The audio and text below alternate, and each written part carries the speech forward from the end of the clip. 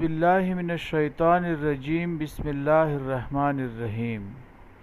حضرت ابو امامہ باہلی رضی اللہ عنہ فرماتے ہیں کہ میں نے رسول اللہ صلی اللہ علیہ وآلہ وسلم کو یہ ارشاد فرماتے ہوئے سنا، قرآن مجید پڑھو کیونکہ یہ قیامت کے دن اپنے پڑھنے والوں کا سفارشی بن کر آئے گا۔ سورہ بقرہ اور آل عمران جو دونوں روشن صورتیں ہیں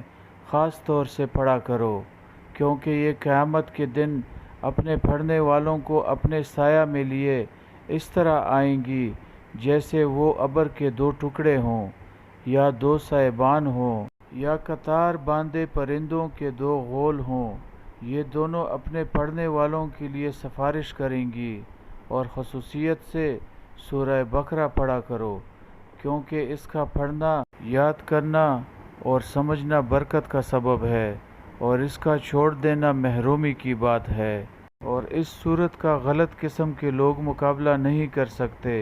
معاویہ رحمۃ اللہ علیہ کہتے ہیں، مجھے یہ بات پہنچی ہے کہ غلط قسم کے لوگوں سے مراد جادوگر ہیں، یعنی سورہ بقرہ کی تلاوت کا معمول رکھنے والے پر کبھی کسی جادوگر کا جادو نہیں چلے گا۔